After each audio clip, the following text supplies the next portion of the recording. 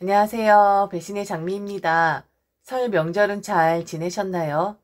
다시 한번 새해 복 많이 받으시고 2022년도엔 모두 희망하는 일들이 이뤄지기를 진심으로 기원하겠습니다. 그리고 저희 두 번째 채널 배신의 후리지아도 많은 성원 부탁드릴게요. 굽신굽신 잘 부탁드립니다. 오늘의 이야기는 딸을 마냥 지갑 취급하며 척치하여 아들의 밑거름으로 쓰려고 했던 어느 골 때리는 가족에 대한 사연입니다. 사연자분 통쾌하게 한 방 날리면서 허울뿐인 가족의 굴레에서 해방되는군요. 매우 응원합니다. 과연 사연자분에게 어떤 사정이 있었는지 사연 속으로 들어가 보겠습니다. 저는 30대의 여자입니다. 아직은 미혼이고 지금으로선 딱히 결혼 생각은 없습니다. 아주 좋은 남자가 나타난다면 모를까 관심도 없고 그만한 여유도 없네요. 남자를 만나는 것 그리고 결혼을 한다는 것은 어찌 보면 제게는 사치일지도 모른다는 생각을 합니다. 그리고 결정적인 이유로 제 집안 식구 중 아무도 저의 결혼을 반기지 않기 때문에 더욱 그러합니다. 집안에서 저는 소위 말하는 지갑에 불과합니다.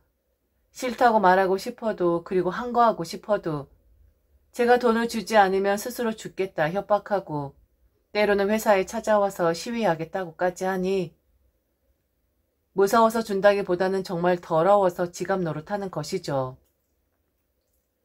제 부모님은 전형적으로 가난한 사람의 특성을 가지고 있습니다. 돈을 제대로 벌 줄 아는 능력도 없으면서 허세와 자존심만 센 사람들이죠. 자가용이 필요 없어 보이는데도 차는 좋은 것으로 사야 하고 돈이 없어도 메이커 옷을 입어야 하고 먹는 것이 남는 것이라면서 없는 와중에 외식도 해야 하는 사람들입니다. 친조부모님들이 시장에서 장사에 가면서 아버지에게 물려주신 역세권의 마당 딸린 단독주택과 예금은 제가 어렸을 적에 다 날리셨고요. 그래도 잘 살았던 모양새가 있다면서 제법 평수가 큰 빌라집에서 살고 있습니다. 다른 건 다 날려도 지금 살고 있는 집만은 안 날린 게 조상님이 돌보신 덕인가 싶습니다. 빌라를 사지 말고 아파트를 사 놓았으면 재산적 가치라도 있을 텐데 그러지 못한 건 좀 아쉽네요. 아무튼 제가 고등학교에 들어간 이후로 부모님이 딱히 무얼 하신 적은 없었습니다. 두 분이서 가게를 개업하는 족족 망했던 터라 더 이상 장사는 안 하시기로 했었죠. 그리고는 일하진 않으시고 이리저리 조금씩 돈을 융통해서 생활했습니다. 저는 장녀였고 바로 밑에 2살 터울의 남동생이 있습니다. 어릴 때부터 부모님으로부터 딱히 예쁨 받거나 사랑받은 적은 없는 것 같아요. 이건 우리 아들 거, 이것도 우리 아들 거, 나중에 이 집도 저 차도 다 우리 아들 거. 딸려는 시집 가면 출가 외인이니까 줘봤자야. 그건 너도 알지? 넌 시집 가기 전에 돈 열심히 모아서 나나 네 엄마나 봉양 좀 하다가 가라. 그렇지 않으면 가만 안 둬아주. 이런 사람들이 부모인가 싶었을 때도 있었어요.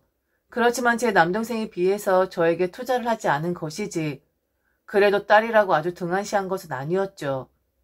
필요한 게 있으면 궁시렁 대면서도 사주셨고 공부하라고 문제집 사는 데는 아끼지 않았던 것 같습니다. 다만 학원은 비용이 비싸다면서 저보고 양해해달라고 말하긴 했었죠. 넌 그래도 술잔깨 똑똑하잖아. 근데 네 동생은 머린 좋은데 워낙에 활동적이라 앉혀놓고 공부시키지 않으면 하질 않으니까 학원이라도 보내야지 공부하지 않겠니? 그거 섭섭해하지 말고 넌 혼자서 공부해. 혼자서도 잘하잖아 우리 딸. 돈 쓰기 싫을 때만 우리 딸 하는 엄마였죠. 그래도 엄마는 아버지에 비해서 딸과 아들에 대한 차별은 덜 했던 듯 했네요. 저는 다행히 공부를 잘하는 편이었고 인서울이 그다지 어렵진 않았어요. 좀 더 좋은 대학에 대한 욕심은 있어서 재수도 고려했었는데 그랬다간 등록금도 안 주실 것 같아서 최초에 합격한 대학에 들어갔습니다. 집에서 멀지 않아 통학했고 저녁 땐 과외 아르바이트 해가면서 생활비를 썼습니다. 그리고 엄마의 강요에 못 이겨서 남동생과 남동생 친구들을 과외를 해주었죠. 남동생 친구들 과외비는 엄마가 수취했어요. 저도 밥값을 해야 한다면서 말이죠. 그것까진 괜찮았는데 남동생과 남동생 친구들의 인성이 문제였습니다. 고등학생이면서 야한 농담을 일삼았거든요. 누구랑 사귀었었는데 잠자리 직전에 여자애가 생리를 핑계로 거절하더라. 자기네 반에 콧대 높은 여자애가 있는데 확 꺾어주고 싶다. 납치를 할까? 동아리 합숙훈련소에 가서 짐승들에게나 쓰는 발정약품을 술에다 탈까? 이건 고등학생들이라기보다는 숫제 예비적 범죄자들이었습니다. 그중 한 친구가 제게 섹시하다 사귀고 싶다 하며 농담을 던지더라고요. 저는 참을 수 없는 모욕감에 화를 냈지만 아랑곳하지 않고 계속 놀리더라고요. 상황이 그러하면 남동생이라도 도와주면 좋으련만 기대한 제가 어리석었죠. 누나, 누가 누나 같은 것한테 되시하겠어. 얼굴이 예쁘기라나 몸매가 좋기라나 누가 건들기나 하겠냐? 우리가 농담이라도 관심 가져줄 때 고마워하라고. 아무리 동생들이라도 그런 애들에게 과외해주고 싶지 않았습니다. 엄마에게 말했지만 엄마는 대수롭지 않다고 하였죠. 혈기왕성한 남자들이니 그런 농담쯤은 주고받을 수 있는 거라고. 그리고 그런 일들은 사회생활에 비하면 아무것도 아니라고. 더한 농담도 많다면서 과외를 강행시켰습니다. 그게 제게는 큰 상처가 되었습니다. 성적인 수치심을 동생들이라는 이유로 감내하라뇨. 그리고 농담일 뿐이라고 과민하게 반응한다뇨. 대학 졸업하고 취직해서 지금껏 일을 하고 있지만 단 한 번도 이토록 모욕적인 일은 없었습니다. 누워서 침 뱉는 것이긴 하지만 결국 남동생의 인성이 문제였던 것이죠. 어쨌거나 동생이기에 끈질기게 공부를 시켜봤지만 공부의 소질은 없었고 전문대학에 들어갔습니다. 대학에 가고도 정신 못 차리고 사고도 많이 쳤었죠. 군대를 다녀와서도 변한 것은 없더라고요. 술 많이 마시고 공부는 뒷전에 나이트클럽에 가서 죽이나 치고 그러다가 여러 여자애들 중절수술 시키느라 돈 물어주고 하다못해 군대에 있을 때는 군인 후임을 때려서 영창도 며칠 갔다 왔었다고 하더라고요. 아무리 친형제지만 목소리를 듣는 것만으로도 진저리가 쳐졌죠. 그런 상태에서 저는 대학 졸업 후 운 좋게도 남들이 다 알아주는 대기업에 취업을 했습니다. 그리고 바로 집을 뛰쳐나오듯 나왔죠. 회사랑 집이랑 거리가 좀 되어서 자취한다는 핑계였어요. 아버지가 많이도 반대했었습니다. 잘 가르쳐놔서 좋은 대학에 좋은 직장 보내놓으니까 머리 좀 굵어졌다고 아주 지 마음대로야. 대한민국 직장인 중에 1시간 거리 출퇴근 안 하는 사람이 어디 있다고? 취직하자마자 집을 나가네 어쩌네 그러는 거야. 앞만 봐도 너 월급 받으면 네가 다 꿀꺽할 생각인가 본데 어림없어. 요즘 부모들이 어떤 부모인데. 부모 자식 간에도 계산은 똑바로 해야지. 월급 타거든 무조건 다 보내. 그리고 생활비 타서 써. 안 그랬다간 봐. 아주 머리를 싹 다 밀어서 회사고 나발이고 못 다닐 줄 알아. 서슬이 시퍼런 아버지의 협박 아닌 협박에 저는 또 좌절할 수밖에 없었습니다.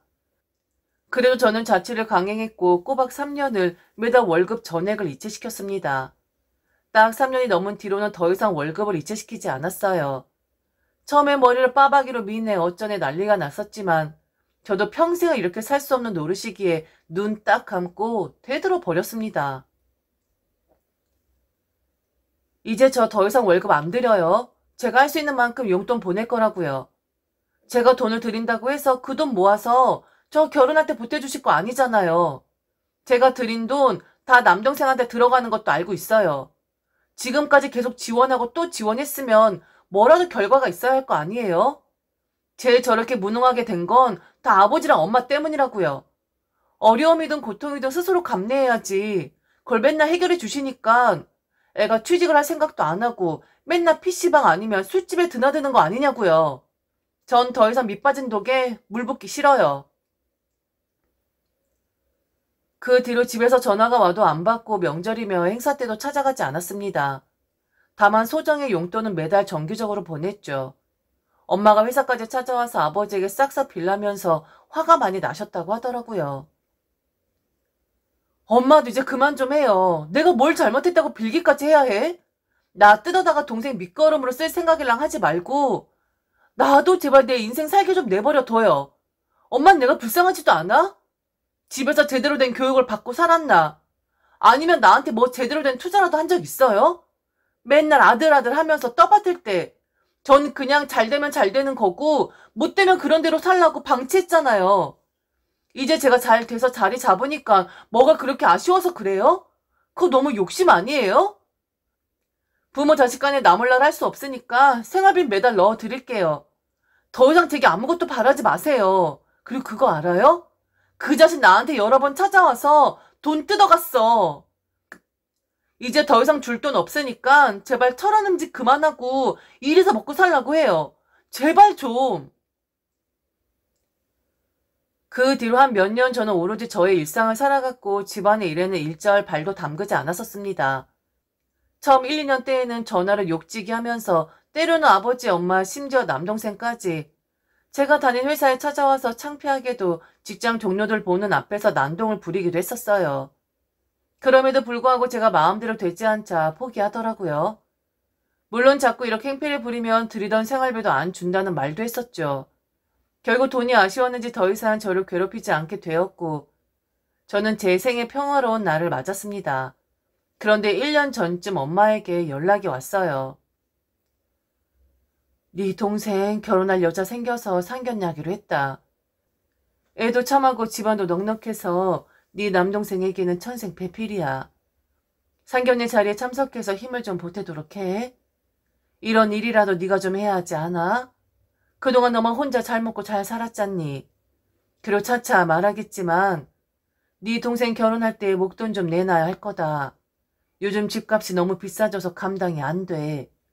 넌 대기업에도 다니고 하니까 대출 어렵지 않게 많이 받을 수 있을 거 아니야?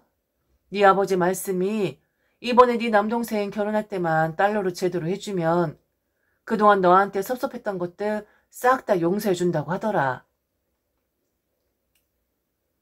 몇 년 만에 만난 딸에게 한다는 이야기가 남동생 결혼하니 상견례 참석해서 음식값 내주고 결혼할 때 대출 받아서 집 장만해주라는 것이라니 기가 막혔습니다. 저는 상견례 날짜도 물어보지 않았고 가기 싫다고 말해주곤 전화를 끊었어요. 그랬더니 시도 때도 없이 전화해서는 상견례부터 참석하라고 들들 볶아대더라고요. 네 옳게 될 애한테 네가 대기업 다닌다고 말해놨단 말이야. 돈도 잘 벌고 교육도 잘 받았다고 했는데 와서 명함 한 장 주는 게 그렇게 어려워? 아버지랑 엄마 체면이 있는데 그리고 네 옳게 될 애도 봐야 할 거 아니냐고. 엄마의 잔소리 끝에 결국 상견례장에 참석하게 되었고 저는 아무 말도 없이 밥만 먹고 나올 생각이었습니다. 상견례장에 도착하는 상견례 시간보다 1시간이나 일찍 오라고 했더라고요. 제가 들어가니 아버지, 엄마 그리고 잘 차려입은 남동생이 앉아 있었습니다. 자리에 앉자마자 아버지가 그러더군요. 부모 형제 연 끊고 너만 잘 먹고 잘 사니까 그렇게 좋으냐? 이 몹쓸 것 같은 이라고. 이미 지나간 일이니까 다 덮기로 하고 이번에 네 동생 결혼식 때 얼마나 줄 수 있어? 최소한 못해도 2억은 내놔라. 그래야 집 얻어주고 결혼식 비용도 쓰고 하지. 집 나간 지 몇 년인데 그 정도 모았을 거 아니야. TV 보니까 대기업들은 연말에 몇 천만 원씩 성과금도 준다고 하더만. 모자라거든 대출 좀 받아서 맞춰줘. 네 엄마에게도 말했지만 우선 네 동생 결혼식 해결되면 지나간 건 내가 다 잊기로 했다. 뭐 한 5천 정도 더해줘도 되고. 이번 결혼 꼭 성사시켜야 해. 네 임무가 막중하다고. 어디 가서 이러니 얻으려야 얻을 수도 없어. 아버지 황당한 주문에 헛웃음만 나오는데 바로 남동생이 그러더군요. 야, 나에 대해 이러쿵저러쿵 아는 척하지 말아라. 그리고 그쪽에서 뭐라고 하든 그냥 고개만 끄덕이라고. 미리 말하는데 대학이랑 직업이랑 좀 그럴듯한 것으로 말해놨어. 일단 결혼하고 임신부터 시키면 그런 것들 아무 소용없는 거거든. 그러니 괜히 나서서 입방정 떨다가 이 결혼 파토 내면 넌 내 손에 돼진다. 누나라고도 부르지 않습니다. 배워도 정말 못 배운 인간이거든요. 아버지든 남동생이든 남자라는 이유와 주먹만 있으면 다 해결이 되는 줄 알았나 봅니다. 그런데 저도 사회생활 꽤나 하다 보니 별반 무섭지가 않더라고요. 저도 치고받는다는 심정으로 세게 나갔습니다. 너 결혼하건 말건 나랑은 별 상관없고 네가 사기 결혼을 하든 나중에 발각돼서 깜빵을 가든 그것도 관심 없으니까 네가 알아서 해. 난 딱 밥만 먹고 일어설 거니까. 그 너는 뇌가 우동사리로 만들어졌냐? 임신시키고 애 낳으면 어쩔 거냐고? 요즘 여자애들이 그렇게 등신인 줄 알아? 결혼하고 애 생겼다고 지들 남은 인생 똥통에 계속 담글 것 같아? 걸리면 사기 결혼으로 이혼당하고 혼인 무효되는 거야. 이 뇌를 우동사리로 만든 자식아. 저의 거센 반응에 당황하는 듯 했어요. 아버지도 내심 당황한 듯 하더라고요. 짧은 정적이 흐르고 엄마가 언제 준비했는지 종이와 펜을 내 앞에 내밀더군요. 우리도 이러고 싶진 않지만 워낙에 중대한 사안이라 네가 다짐을 해줘야 우리도 일사천리로 마음 놓고 결혼식을 준비할 거 아니냐? 2억 해줄 거야? 아니면 2억 5천 해줄 거야? 여기다 적고 언제까지 돈 해줄런지 날짜 적고 지장 찍어. 계좌번호는 내가 따로 보내놓을게. 제가 무슨 호구도 아니고 이건 부모 자식 간이 맞는지 형제지간이 맞는지 다들 남들보다 못한 존재들이더라고요. 더 이상 앉아서 그런 쉰소리를 듣기 싫었던 저는 자리에서 일어나 가려고 했더니 엄마가 일단 돈 이야기는 나중에 하자며 종이와 펜을 집어넣더라고요. 예전엔 안 그랬는데 직장생활 하더니만 성질머리만 더러워져가지고는 애가 왜 이리 성급해졌어? 머리 좀 크니까 이제 엄마도 눈에 안 보이는 거지? 일단 오늘 상견례 마치고 결혼자금 이야기는 다시 해. 그나저나 말 조심해. 네 동생 이야기는 단 한마디도 하지 말라고. 너 때문에 이 결혼 망치면 너 죽고 나 죽는 거야. 이윽고 상견례 시간이 되었고 예비 옳게 될 집안의 식구들이 들어왔습니다. 다들 점잖았고 특히 옳게 될 사람이 괜찮아 보이더라고요. 외모도 예쁘고 행동에 교양이 있었습니다. 배울 만큼 배운 것 같았고 똑똑해 보이는데 어떻게 제 남동생 같은 개차반과 결혼하려고 하는지 도통 모르겠더라고요. 그냥 가볍게 왜 결혼하고 싶은지 물어보았죠. 엄마와 아버지 남동생은 순간 저를 째려보는 듯 했지만 저는 대답을 듣고 싶었습니다. 배시시 웃던 그녀가 제 남동생을 꿀이 뚝뚝 떨어지는 눈빛으로 바라보면서 말하더군요. 오빠랑은 투자 동호회에서 만났어요. 제가 투자의 문외한이라 차근차근 배워보려고요. 그때 오빠가 주식 몇 가지 추천해 줬는데 너무 잘 맞더라고요. 제 생애 처음으로 주식으로 수익 본 거라서 대접하고 싶었고 그러다 보니 너무 괜찮은 사람이더라고요. 학벌 좋고 직업 좋고 거기다 잘생겼잖아요.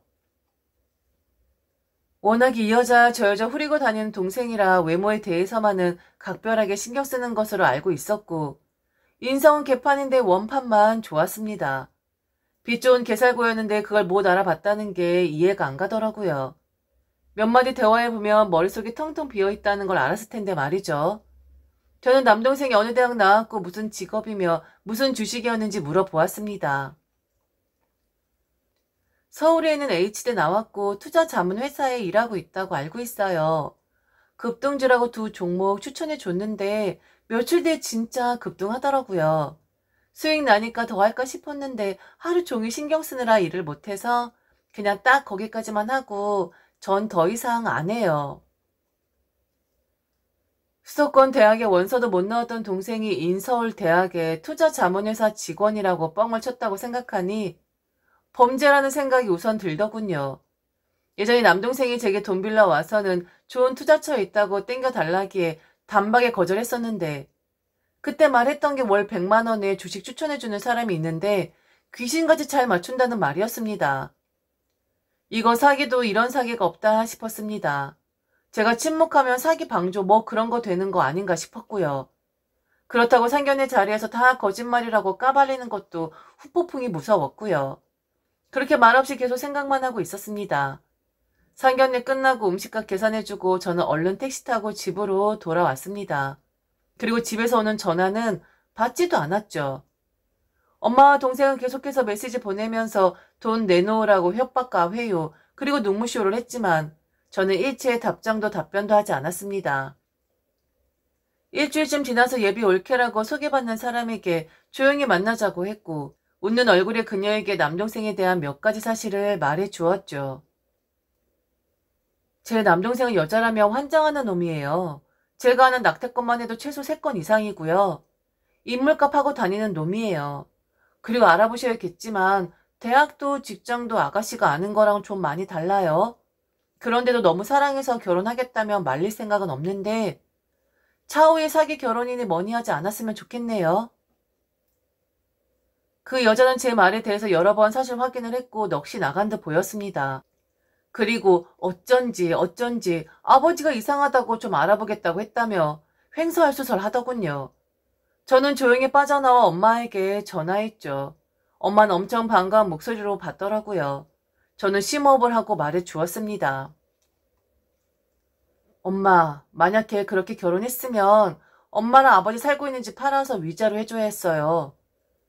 내가 사실에 대해 알려주니까 이미 그 여자 아버지가 동생 뒷조사 해보려고 했다네. 진짜 걔도 내 떡만 찾지만 어떻게 엄마까지도 머리가 이상해진 거 아니에요? 오냐 우쭈짜며 키워서 애 망치더니만 이제 사기까지 부추겨 가면서 결혼시키려고 해요? 그러다가 사기 결혼으로 깜빵 가면 또 누구 탓을 하려고. 앞으로 저한테 전화도 하지 말고 찾아오지도 말고 없는 딸이라고 생각하면서 각자 살아요. 내가 알아서 결혼하고 할 테니까 제발 내 인생에서 그만 나가달라고요. 제가 할 수 있는 최선이었고 저를 무슨 지갑 정도로만 아는 아버지 그리고 남동생에 대한 선전포고였죠. 저를 더 이상 쑥맥으로 취급 말라는 것이었습니다. 속이 후련하더군요. 식구들에게 한 방 먹인 것이 속 시원한 것이 아니라 더 이상 짐을 지지 않아도 된다는 생각에 시원했던 것 같습니다. 그 뒤로 계속 연락하고 찾아오고 했지만 저는 꿈쩍도 하지 않았어요. 아버지는 우라질 년이라면서 폐악질도 했지만 뭐 그까지 욕이나 좀 먹을 수도 있죠 뭐. 겨우 그 정도로 저를 다시 진흙탕 속으로 끌어들일 수는 없을 것입니다. 지금까지 들어주셔서 진심으로 감사합니다. 이상 배신의 장미였습니다.